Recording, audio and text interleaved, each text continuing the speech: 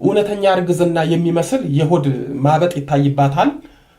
ማህፀኗ ውስጥ እውነተኛ ጽንስ የሚመስል ስሜት ይሰማታል ወይም ያረገዘች ይመስላታል።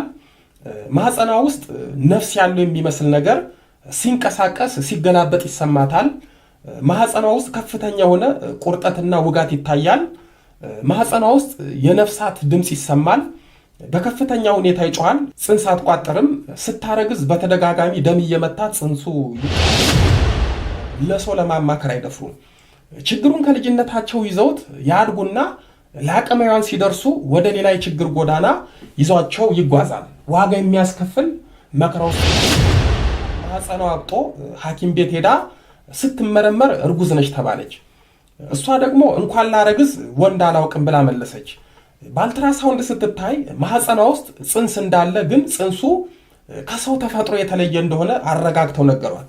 በኋላ ሪፈር ተጽፎላት አንድ ትልቅ ሆስፒታል ሄዳ በሐኪሞች ውሳኔ ኦፕራሲዮን ስትደረግ ስለ እውነት ነው የምላችሁ ልክ እንደ መጥቆራ።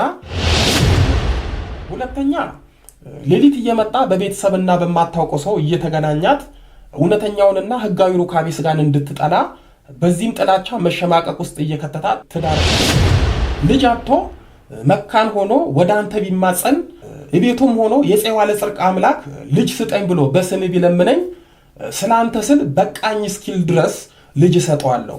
ቤተ ክርስቲያንን ያገለገለ ገርልን ፈጽመ ባረፍክበት ቦታ የአንተን አምላክ እኔን አምኖ የሚኖሩን አንተ ከገባህበት አስገባዋለሁ። እሱም አባቴ ይልሃል፣ አንተም ልጄ ትለዋለህ። እኔም እጥፍ ድርብ ዋጋ ሰጠዋለሁ፣ እስከ 7 ትውልድም እምርልሃለሁ አለው። ጌታችን መድኃኒታችን ኢየሱስ ክርስቶስም ይህንን ቃል ኪዳን ለአቡነ ፄዋ ለጽርቅ ሰጥቶ ነፍሱን ተቀበላት። ህዳር 29 ቀን ከቅዱሳን ባለሟሎቹ ጋራ በይባቤና በክብር በምስጋና ወደ ሰማይ እንዳረገ ታምረኛና አስደማሚ ገድሉ ይነግረናል። የአቡነ ፄዋ ለጽርቅ ጸሎቱና በረከቱ ከሁላችን ጋር ይሁን። የአቡነ ፄዋ ለጽርቅ የቤተ ክርስቲያኑ አድራሻ ሰሜን ሸዋ ሲሆን ከአዲስ አበባ በሸኖ በኩል እኗሪ ከተማን አልፍ እንዳል ደነባ ከመድረሳችን በፊት አልባሳ ላይ ወርደን እናገኛለን። ወይም ከአዲስ አበባ በፊቼ በኩል ደነባን አልፈን እንዋሪ ሳይደርስ አልባሳ እንወርዳለን። ቤተክርስቲያኑ እዛ ይገኛል። ልጅ በማጣት የተቸገራችሁ ወገኖቼ ጌታችን ለአቡነ ፄዋ ለጽርቅ ልጅ አጥቶ መካን ሆኖ ወደ አንተ ቢማጸን እቤቱም ሆኖ የፄዋ ለጽርቅ አምላክ ልጅ ስጠኝ ብሎ በስም ቢለምነኝ ስለ አንተ ስል በቃኝ እስኪል ድረስ ልጅ ሰጠዋለሁ ስላለ እዛ ሄዳችሁ ብትሳሉ የአቡነ ፄዋ ለጽርቅን ገድል ብታዝሉ ልጅ ትወልዳላችሁ፣ ለዚያውም በቃኝ እስክትሉ። መቼም ጋኔን እንዴት ወደ ሰው አራያነት ይለወጣል የሚል ጥያቄና ሐሳብ ውስጣችሁ ማጨሩ አይቀርም። ለዚህ ጥያቄያችን ደግሞ መጽሐፍ ቅዱስን መመልከት ይቻላል። በትንቢተ ዳንኤል ምዕራፍ 4 ቁጥር 28 እስከ 37 ላይ ንጉሥ ናቡከደነፆር በመታበዩና በኃጢአቱ ምክንያት ከእግዚአብሔር ቁጣ የተነሳ አእምሮን ስቶ ልቡን አጥቶ ወደ እንስሳነት እንደተለወጠና እንደ ከብት ሳር እየጋጠ 7 ዓመት በምድረ በዳ እንደኖረ መጽሐፍ ቅዱስ ይነግረናል። ከ7 ዓመታትም በኋላ ንጉሥ ናቡከደነፆር በትዕቢት የሚሄዱትን እግዚአብሔር ያዋርድ ዘንድ ይችላል እያለ እስኪመሰክር ድረስ ንስሐ ገባ። መሐሪ ይቅር ባይ ቸር አምላክ ልዑል እግዚአብሔርም ይቅር ብሎት የእንስሳነት ጸባዩን አጥፍቶለት ወደ ሰው አራያ ቀይሮት መንግስቱን መልሶለት በዙፋኑ አስቀምጦታል። ሐዋርያው ያዕቆብ በመልእክቱ በምዕራፍ 2 ቁጥር 19 ላይ እግዚአብሔር አንድ እንደሆነ አንተ ታምናለህ፣ መልካም ታደርጋለህ፣ አጋንንት ደግሞ ያምናሉ ይንቀጠቀጡማል በማለት እንደገለጸው አጋንንትም በእግዚአብሔር ያምናሉ እየተንቀጠቀጡም ይገዙለታል። ነገር ግን የጽድቅ ስራን አይሰሩም፣ ምግባር ትሩፋት የላቸውም። ይህ አስቀድሞ መጥቆራ የተባለው ጋኔን ግን የቅዱሳኑ የነ አቡነ ተክለ ሃይማኖትና የነ አቡነ ዜና ማርቆስ ምልጃና ጸሎት ረድቶት አመነ፣ ንስሐ ገባ።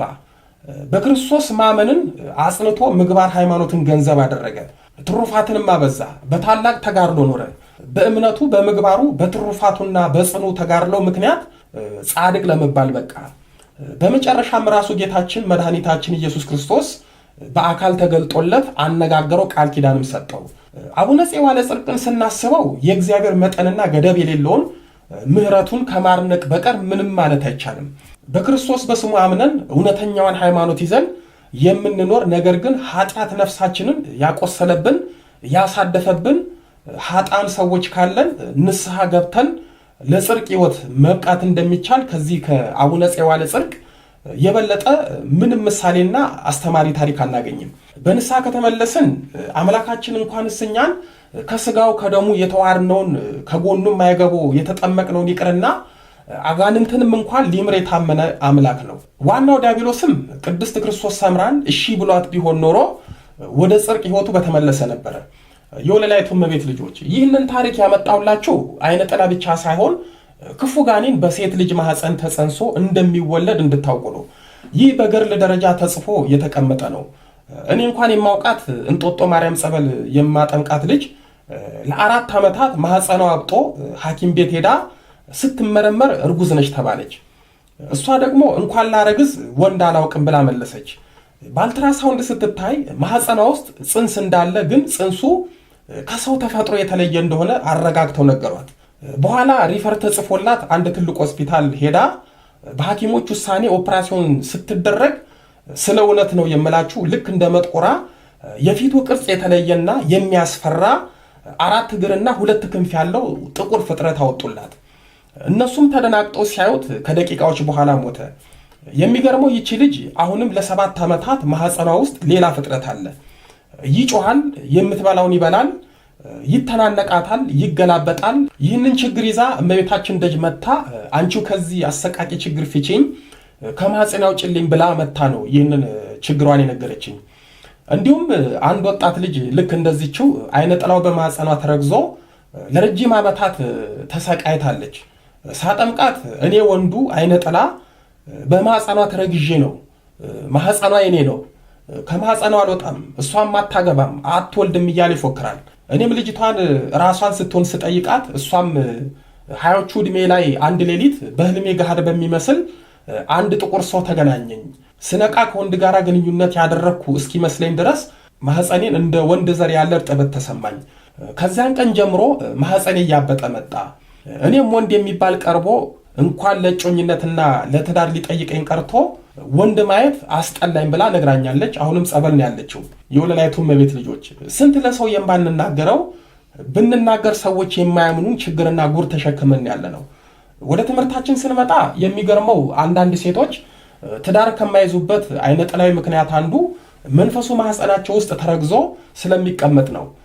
አይነ ጥላ በሴት ልጅ ማህፀን ውስጥ የሚረገዘው ሌሊት በእንቅልፋቸው ገሃድ በሚመስል ግንኙነት ነው። ይህም አይነ ጥላው ያጠላባትን ሴት በምታውቀው በማታውቀው በቤተሰብ ለምሳሌ አባት፣ ወንድም፣ አጎትና የቅርብ ዘመድ እየተመሰለ በመምጣት ይገናኛቸዋል። አይነ ጥላውም ሴቷን ሌሊት በእንቅልፍ ልቧ እየመጣ መገናኘትን ልምድ ያደርገዋል። ግንኙነቱም የገሃድ ሩካቤ ስጋ ስለሚመስል ሴቷ ልክ ከወንድ ጋር ሩካቤ ስጋን የፈጸመች እስኪመስላት ትደርሳለች። አንዳንድ ሴቶች አይነ ጥላው እየመጣ ሲገናኛቸው ከደስታው ይልቅ ህመምና ጭንቀት ነው የሚሰማቸው። አይነ ጥላ ሌሊት በተኙበት እየመጣ የሚገናኛቸው በሁለት መልኩ ነው። አንደኛው በማስገደድ ሲሆን፣ ሁለተኛው ፈቃድ በሚመስል መሸነፍ ነው።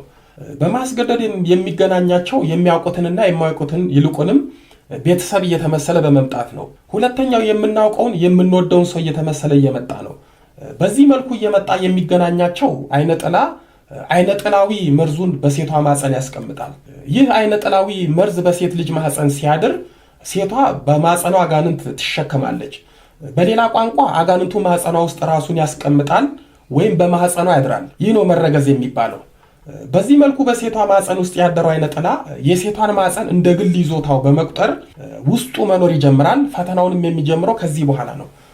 አይነ ጥላ ሌሊት እየመጣ የሚገናኛት ሴትም ወንድ አትቀርብም፣ እጅጉን ትፈራለች። ብትቀርብም በእጮኝነት ጊዜ አያስማማትም፣ አያስወደዳትም።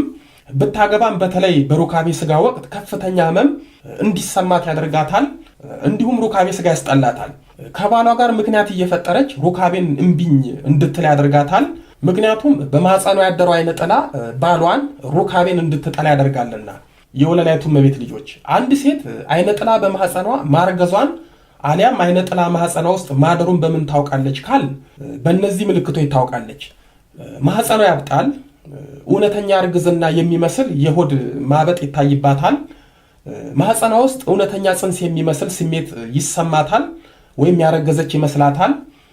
ማህፀኗ ውስጥ ነፍስ ያለው የሚመስል ነገር ሲንቀሳቀስ ሲገላበጥ ይሰማታል። ማህፀኗ ውስጥ ከፍተኛ የሆነ ቁርጠትና ውጋት ይታያል። ማህፀኗ ውስጥ የነፍሳት ድምጽ ይሰማል። በከፍተኛ ሁኔታ ይጮሃል። ጽንስ አትቋጥርም። ስታረግዝ በተደጋጋሚ ደም እየመታት ጽንሱ ይቋረጣል። እርግዝና ላይ ፈጠር ወይም ላታረግዝ ትችላለች። አይነ ጥላ በሴት ልጅ ማህፀን የሚረገዘው ወይም የሚያድረው ለአንድና ለአንድ ጉዳይ ነው። ይህም እጮኛና ትዳር እንዳትይዝ ብትይዝም ልጅ እንዳትወልድ ነው። ይህ ማለት ሙሉ ህይወቷን ነጥቋት ከሚኖሩት በታች ከሞቱት በላይ ለማድረግ ነው። በዚህም አይነ ጥላው የራሱ ያደርጋታል። በሴት ልጅ ማህፀን አይነ ጥላ ከተረገዘ አሊያም ካደረ አይነ ጥላው ከሴቷ ጋር ስውር አጋንንታዊ ጋብቻ ስለሚፈጥር ህይወቷ ምስቅልቅል ይላል። አይነ ጥላ ሌሊት በተኛችበት እየመጣ የሚገናኛት ሴት አይነ ጥላው እንደ ሚስት ስለሚቆጥራት ራሱን እየቀያየረ ይገናኛታል። ውድ ህይወቷንም ያጨልምባታል። የሚገርመው ማህፀናቸው ውስጥ አይነ ጥላ ያለባቸው ሴቶች ትዳር ይዘው ከባላቸው ጋር እየተኙ አይነ ጥላው ሌሊት እየመጣ ይገናኛቸዋል። አንዳንዶች ደግሞ አይነ ጥላው ሌሊት መጥቶ ሲገናኛቸው እንቅስቃሴና ድምፅ ስለሚያወጡ ባሎቻቸው ባይረዷቸውም አንድ ነገር እንደተፈጠረ አሊያም እንደቃዡ ያስባሉ። ብዙ ጊዜ ሴቶች ይህንን ታላቅ አይነ ጥላዊ ችግር ደፈር ብለው ለመናገርና ለሰው ለማማከር አይደፍሩም።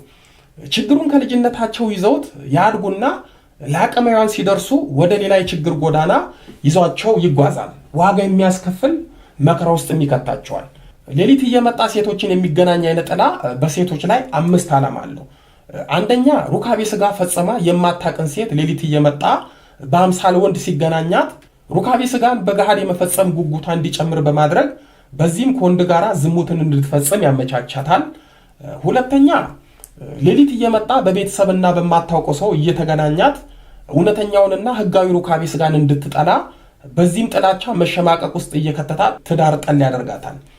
ሶስተኛ፣ ሌሊት እየመጣ ሳትፈልግ በማስገደድ ስለሚገናኛት በዚህ አይነ ጥላዊ ግንኙነት ምቾትና ሐሴት ስለማይሰማት ከድርጊቱ በኋላ የመቆጨት የመጸጸትና ራስን የመጥላት ብሎም የመደበት ስሜት ስለሚሰማት እውነተኛ ሩካቤ ስጋን እንኳን ልትፈጽም ስታስበው ያስጠላታል።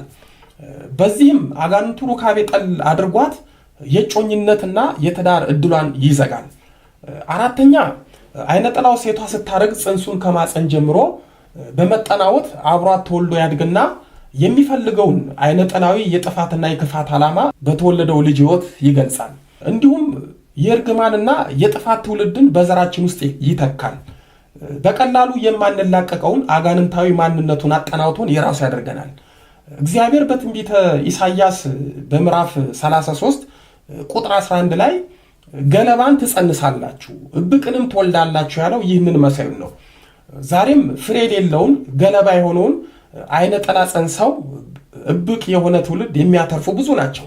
አምስተኛ፣ በሴት ማፀን ሆኖ በግንኙነት ወቅት የወንድን ዘር እንደ ምስ እየበላና እያደነበሸ ጽንስ እንዳይፈጠር ለማድረግ ነው። በዚህ ችግር የምትሰቃዩ እህቶቼ በተቻላችሁ መጠን ማታ ጸሎት ሳታደርጉ እንዳትተኙ። በተለይ የዕለት ውዳሴ ማርያም ወይም አርጋኖት ጸልያችሁ እመቤታችንን ተማጽናችሁ ተኙ። እንዲሁም መድኃኔዓለም ከአጋንንት ፈተናና ጥንውት የሚጠብቀን የሚሰውረንን ጠባቂ መልአክ እንዲያዝልን ጸልየን መተኛት እንልመድ። ጠባቂ መልአካችን ሲርቀን አጋንንት ነው የሚቀርበን። በተቻለን አቅም ጸልየን የመተኛት ልምድን ልናዳብር ይገባል። በክፍል 5 ደግሞ በሰው እንድንጠላ የሚያደርግ አይነ ጥላ ወይም ደግሞ አይነ ጥላ ጥላቻውን በሰው ሲገልጽብን በሚል ርዕስ እንማማራለን። ሕዝቤ ዕውቀት ከማጣት የተነሳ ጠፍቷል። ትንቢተ ሆሴዕ ምዕራፍ 4 ቁጥር 6 ከትውልዱ ማን አስተዋለ?